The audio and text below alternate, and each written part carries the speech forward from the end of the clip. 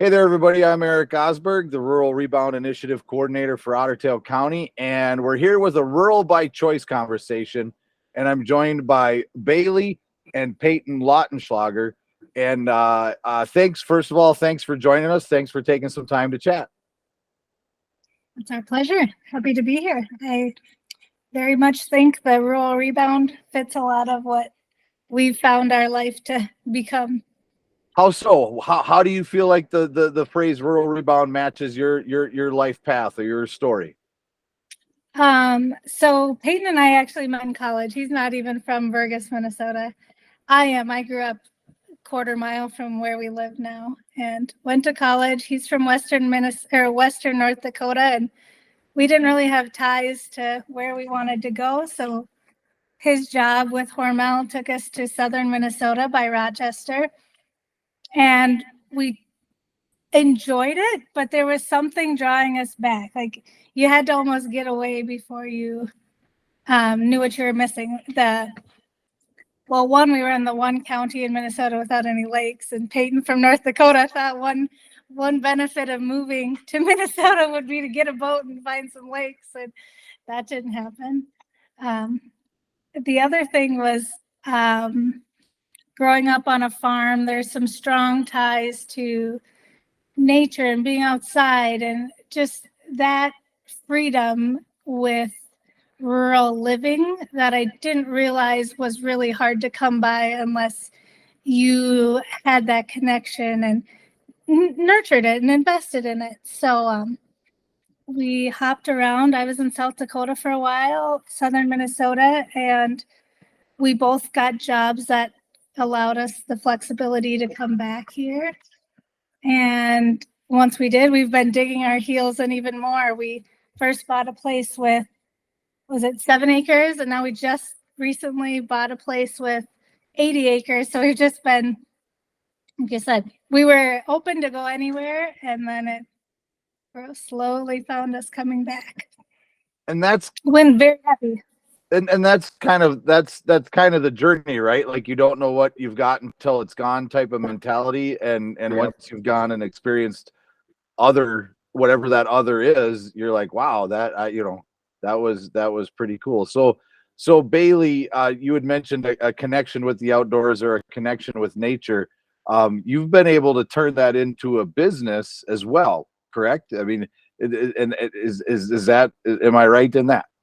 Yeah. So I have a flower farm, like a cut flower farm. So we grow all the flowers and sell them as a final product, like a bouquet or to florists. But the real thing that we've dug into is you pick flowers. So you can come out and pick your own bouquet, whether that's by yourself when you need some quiet time or with your kids when you want to get them out of the house but don't want structure. Like you can just go do the thing, or you want to bring your grandma out and learn about how she used to grow cosmos in her garden. Just whatever you need. If you want to sit and read a book. And it just started with me needing to grow something and growing a lot of them. And we had an unused, I wanted to farm. My family dairy farms, and I didn't want to do that. Like I would have loved it. I did dairy nutrition for years.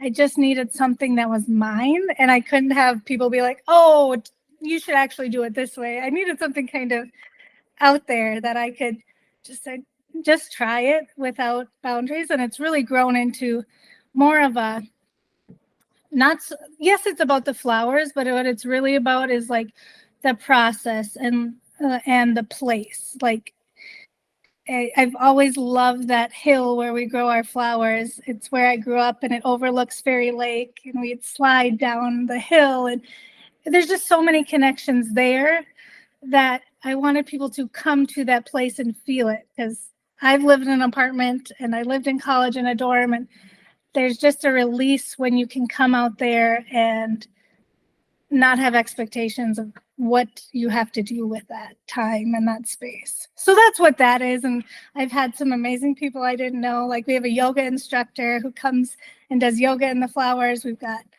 just painters that come out and use this, just and homeschool kids that come and do things. So it's really almost been just letting all the local talent or people that I didn't even know that there was really a need for, and letting that develop.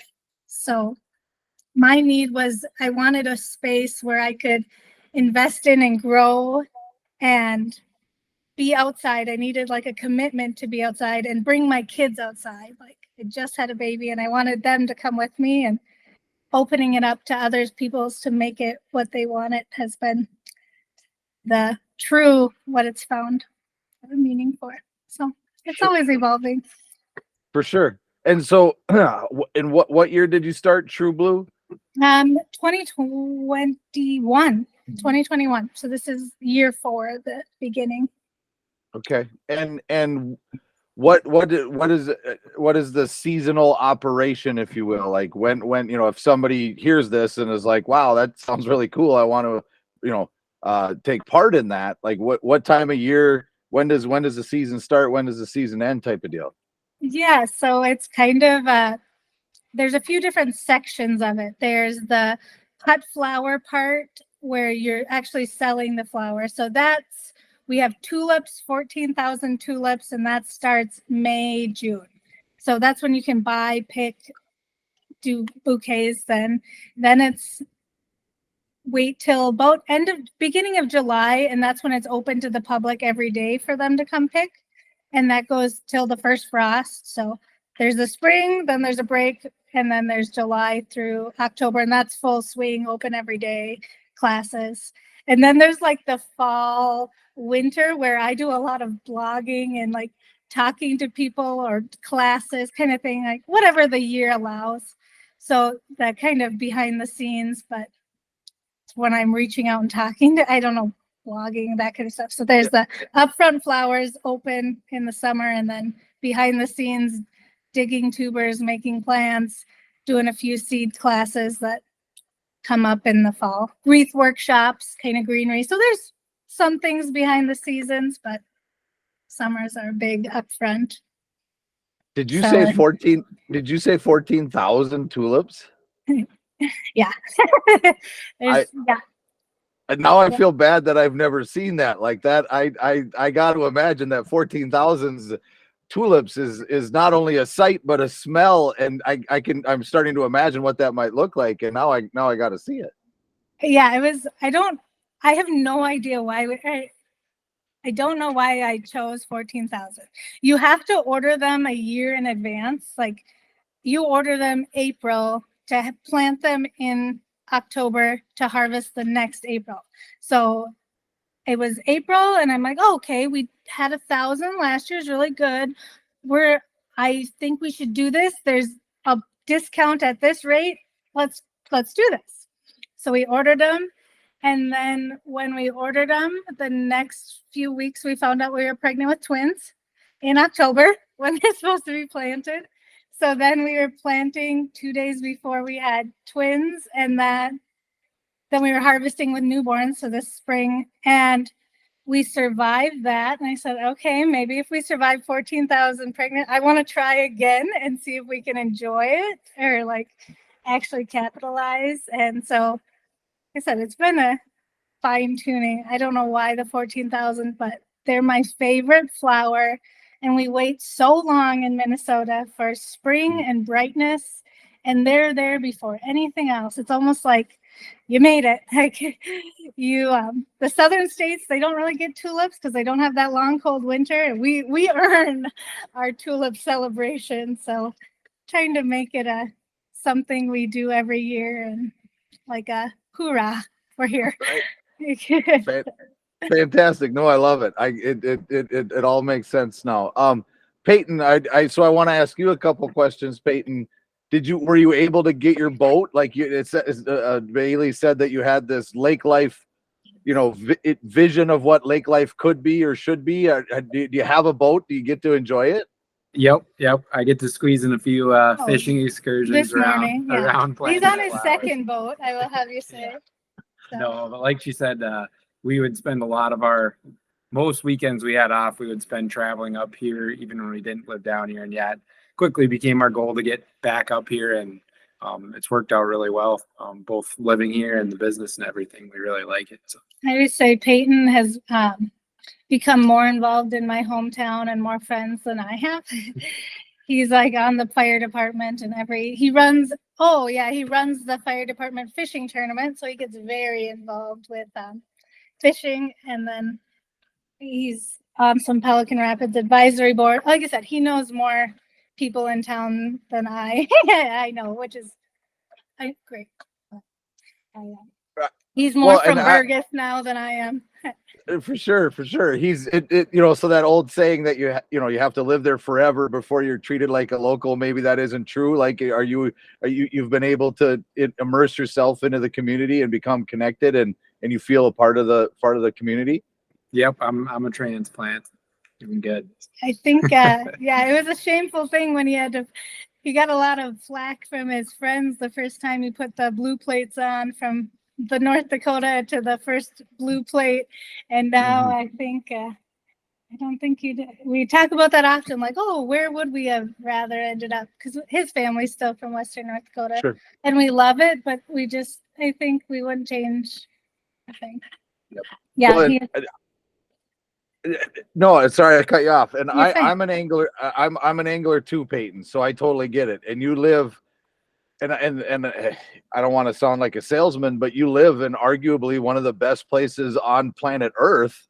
If you like lakes, if you like fishing, if you like the outdoors, and I'm not going to ask you for your favorite secret spots or anything like that, but what types of fish are you going? I'm curious. I just like, what types of fish do you target? Is it everything? Are you this species specific? Like, what's a successful day on the water look like for you, Peyton?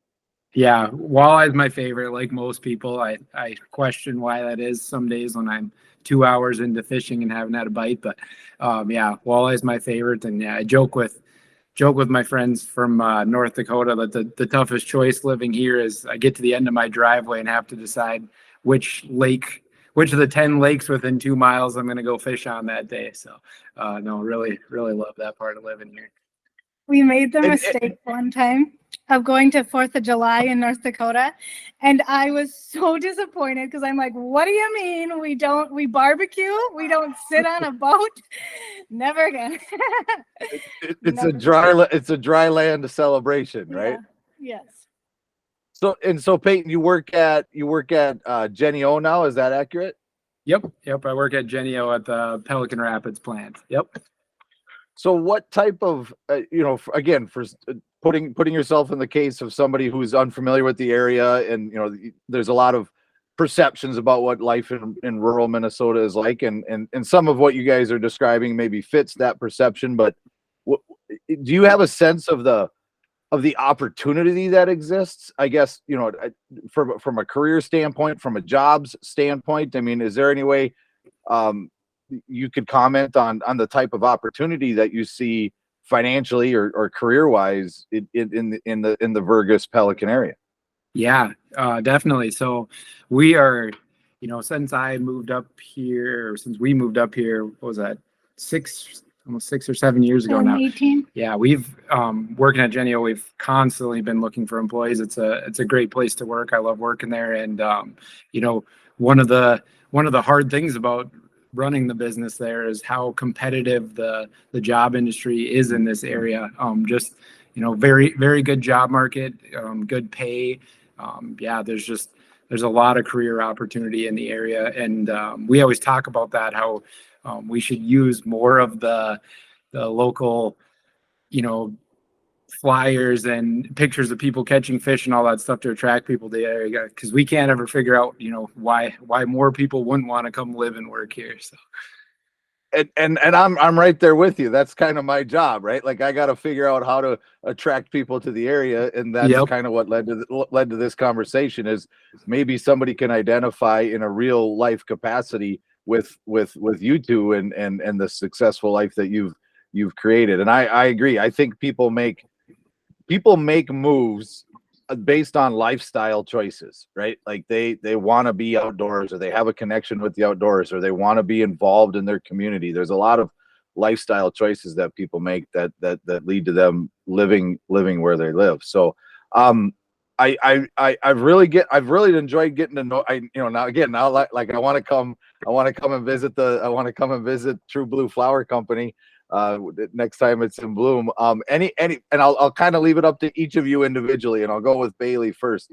Anything else that you think is important? Anything you think people need to know about living in the area, working in the area, your story, your experience, just anything else that you want to make sure that people know?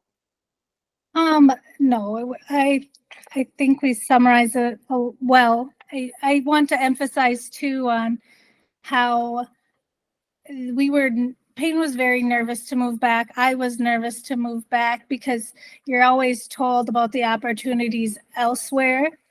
And that is true. Like, don't get me wrong. I'm glad we left. But I think there's also so much with that mentality, you lose out on a lot too, because if you're always seeking for where to go on vacation next, or where to, like, oh, we should go take our kids to this, or we should get this job there, is Payton's probably higher in the company than people you started with same talent, because you moved to a plant where there's not as many people to choose, not as much inflow of people. Like, you've had good opportunities because you were available. And same with me. There's so many wonderful little things for my kids to take part in, and even my business, because we don't have access to that, because we get to be he's on the fire department, so then their wives and I get to connect, and then they do that with the flower. Like, there's something about that in-person investment, that not just coming and moving back, but like truly diving in. And yeah, not working remotely, like, that's great, but like there's so many things, benefits of working in the community, like diving in. So it's been fun to witness that. As you peel back one layer, there's another layer there's a lot of it, people wanting to invest here. You just have to, like, open your ears and open your opportunities for that. It's been pretty cool. Awesome. Payton, anything else you want to add or make sure that people know? No, I agree with a lot of what she said. There was some hesitation of, will we be able to continue our careers, or will we have to make some sacrifice, moving to the area? And we were willing to either way, but, just after living here and seeing the opportunities that are here, and, why would you want to live anywhere else? Yeah. Well said. Again, thank you two for taking the time to chat.